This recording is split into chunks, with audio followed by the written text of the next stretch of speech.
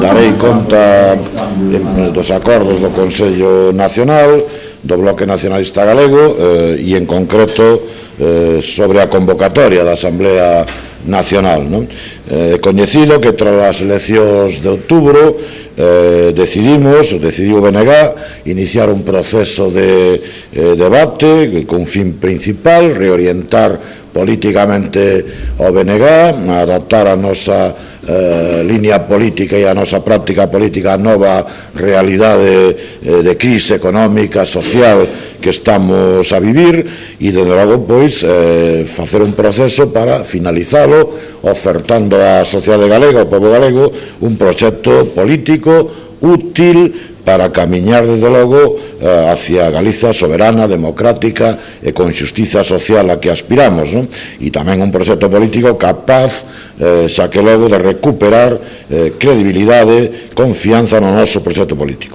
Ben, tamén é sabido que decidimos facer ese proceso de reflexión, de debate, de abaixo arriba, sin límites previos, sin acotacións previas.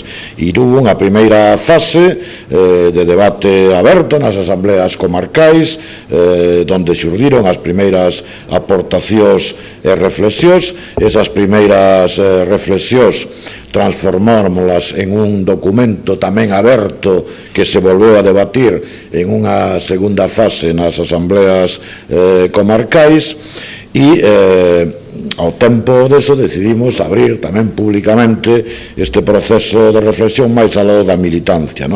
Fixemos xuntas con grupos de simpatizantes que, en fin, para escoitar basicamente que reflexións e que propostas facían para, en fin, mellorar a acción política do BNG. Publicamos na web ese documento aberto de síntese a que me refería, abrimos canles tamén para permitir a participación e a aportación libre a través desa página web de quen quixer, un proceso que, como sabedes tamén, denominamos Propón Connosco, proceso que foi participativo, interesante, e agora, pois, evidentemente, estamos xa na fase de conclusións, de decisións, etc. E para ese fin, hoxe o Consello Nacional do Bloque Nacionalista Galego decidiu convocar a Asamblea Nacional, aprobar, polo tanto, o calendario e o regulamento para esa asamblea e establecer a data de celebración, que será o domingo 17 de marzo.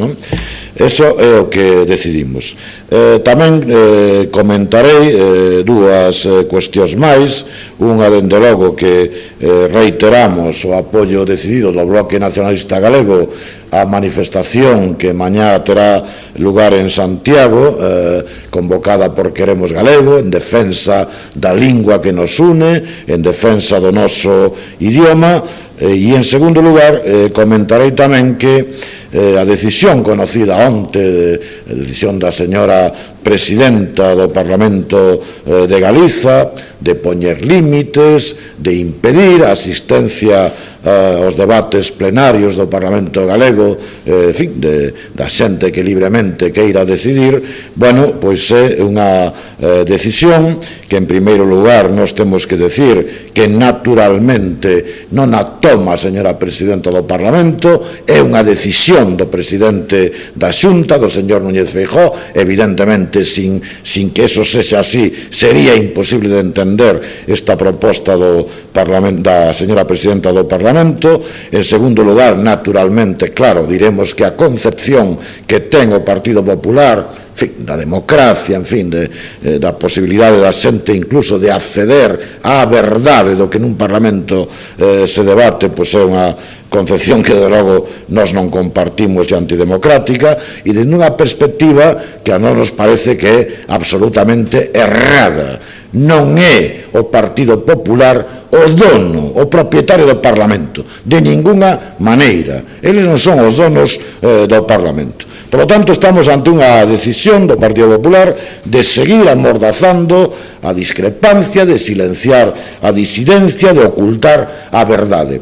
Bueno, para nós, como podedes entender, esta decisión do Partido Popular é, desde logo, unha decisión que xa salta todas as líneas vermellas. Para nós, desde logo, é casus belli, no? Para o Bloque Nacionalista Galego é unha decisión absolutamente inaceptable, intolerable, e que faremos, de logo, todos os esforzos para que non se efectivice, no?